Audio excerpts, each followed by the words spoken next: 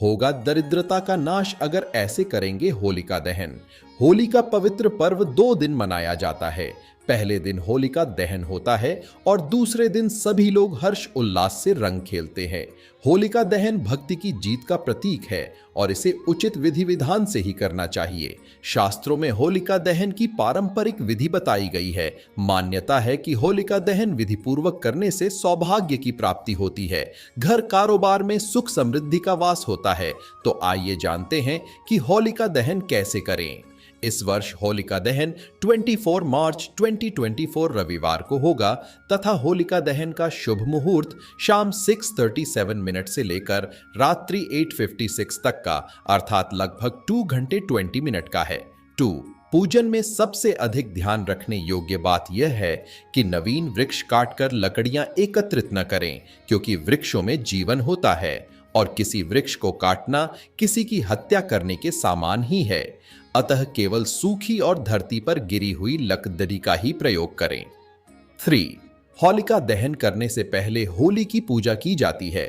होलिका दहन मुहूर्त समय में जल, फूल, गुलाल, कलावा तथा गुड़ आदि से होलिका का पूजन करते हैं।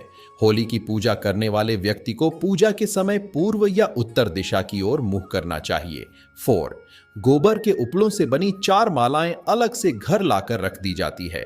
इसमें से एक माला पितरों के नाम की, दूसरी माला हनुमान जी के नाम की, तीसरी माला शीतला माता के नाम की तथा चौथी माला अपने घर परिवार के नाम की होती है।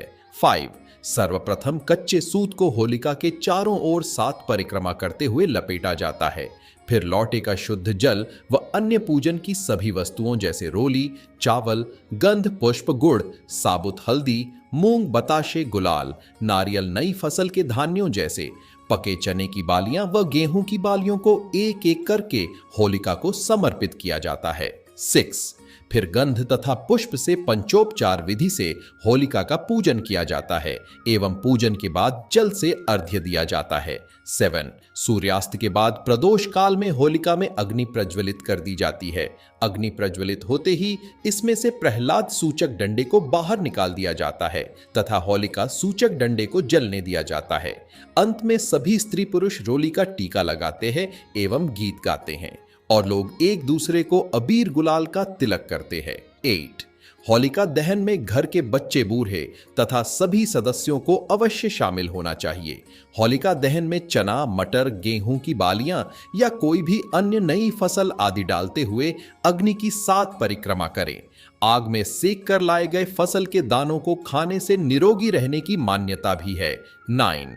होलिका दहन के बाद बची हुई भस्म राख को घर अवश्य लाएं तथा उसका टीका घर के सभी सदस्यों को लगाएं।